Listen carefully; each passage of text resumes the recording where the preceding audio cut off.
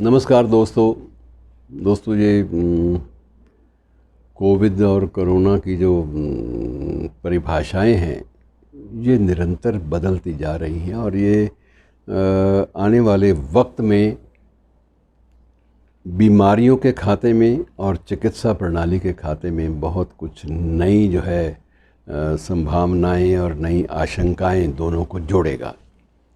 तो ये चीज़ें बड़ी बदल रही हैं तेज़ी के साथ मित्रों। पहले जब वुहान की बात चली थी तो ये भी जिक्र चला था कि चीन के शहर वुहान से ये हुआ चला, वहाँ से कोई चमगादड़ों के खाते में किसी ने इसको डाल दिया, कभी किसी खाते में डाल दिया।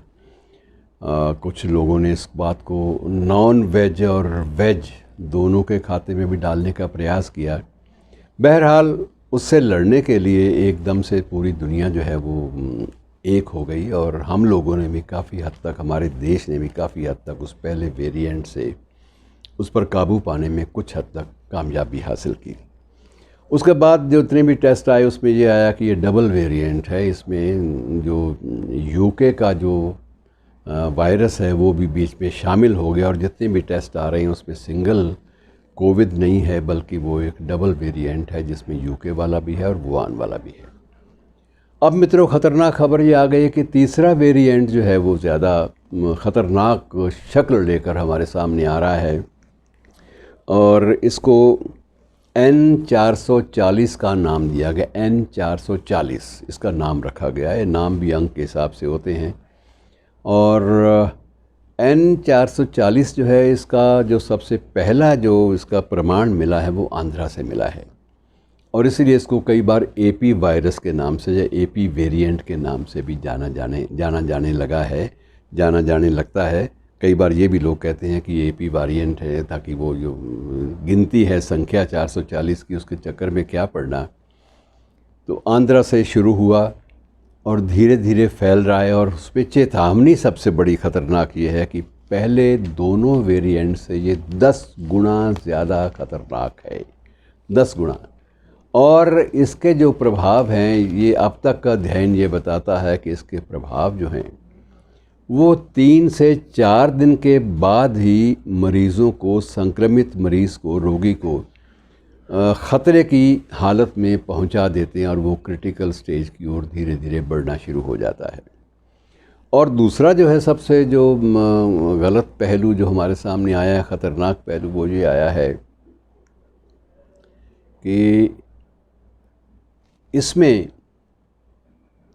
ज़्यादा जो प्रभाव है संक्रमण का, तीसरे वेरिएंट की बात मैं कर रहा हूँ, वो 30 से 40 साल के लोगों में ज़्यादा प्रभावित है। अर्थात हम लोग समझते थे कि युवा पीढ़ी में अपेक्षाकृत ज़्यादा कुछ वो समर्थ होती है चीज़ों को सहन करने की और वो डिफ़ेंड करने की, शरीर को डिफ़ेंड करने की इम्यूनिटी ज़्यादा कंपैरेटिवली स्ट्रॉन्ग होती है। और ये भी एक सच्चाई है, हकीकत है कि पूरे विश्व में जिम संस्कृति जो है फैली है, जो व्यायाम की संस्कृति फैली है, उसमें भी ज़्यादा से ज़्यादा इसी एज ग्रुप के लोग शामिल होते हैं।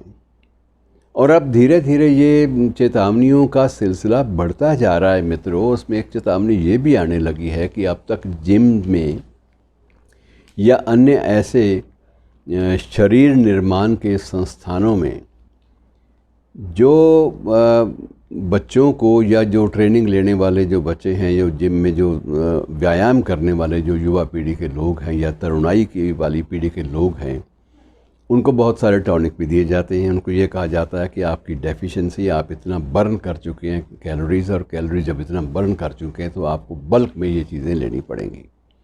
और अब ये वैज्ञानिक चेतावनी देने लगे हैं। कल एम्स के डायरेक्टर ने भी 1-2 दिन पहले उनका भी वक्तव्य आया कि जितना भी स्टीरॉयडल जो टॉनिक दिए जाते हैं ये सबसे ज़्यादा ख़तरनाक हैं और उनके जो परिणाम हैं वो जो इम्यूनिटी की जो पावर है, जो प्रतिरोधक क्षमता है इंसान की, उसको और भी कमज़ोर बनाते हैं। तो मित्रों ये बहुत सारी चीज़ें मिक्सअप हो गई हैं। अब हम इनको कहाँ कहाँ समेटें, कहाँ कहाँ इनसे बचें, ये चीज़ समझ में नहीं आती। अब ये भी एक दूसरा जो स्कूल ऑफ थॉट आया सामने, वो कहते हैं कि जितना भी नॉन वेज आप लेंगे उसका भी प्रभाव जो है शरीर की इम्यूनिटी पे बुरा पड़ेगा। अब ये किस स्कूल ऑफ थॉट में हम लोग विचरने पर मजबूर हैं, ये समझना बहुत मुश्किल है। और मित्रों, एक ही तरीका है कि जितना हो सके इन एक्स्ट्रा करिकुलर किस्म की डाइट से बचिए। ज़िंदगी आपको ये मजबूर करती है कि आप पुराने वक्त में फिर से लौटें।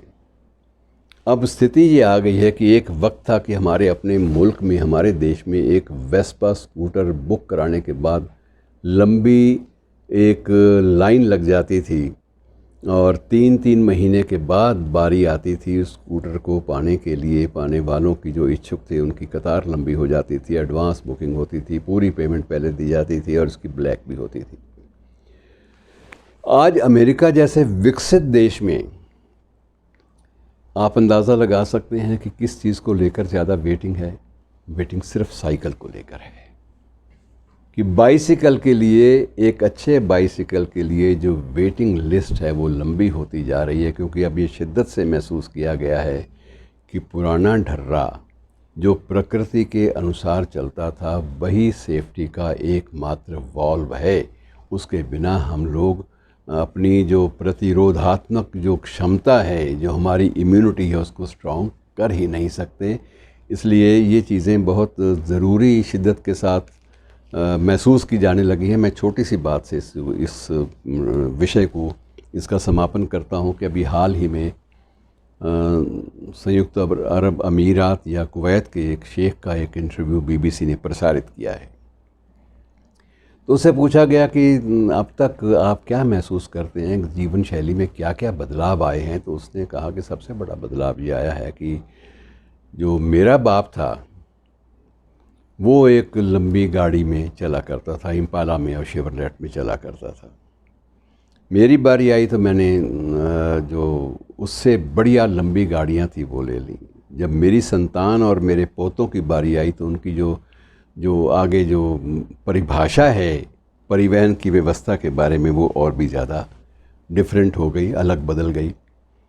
और मुझे ये लगता है, आज ये मैं महसूस करता हूँ कि मेरी जो चौथी पीढ़ी अर्थात मेरा जो परपोता आएगा, प्रपौत्र मेरा जो आएगा, वो मजबूरी से या तो ऊँट की सवारी करेगा और या अगर सड़कें ठीक ठाक तो साइकिल। इसके अलावा दूसरी सवारी का प्रयोग करने की स्थिति में ही वो नहीं रहेगा। और ये समझता हूँ कि ये बैक टू द नेचर, ये एक रवैया जो है उसका उल्लेख करना ज़रूरी समझा गया। तो मित्रों, ये जब परिस्थितियाँ बदल रही हैं तो हमें अपने स्वयं हमें अपने नज़रिए में भी बदलाव लाने चाहिए। शुक्रिया दोस्तों।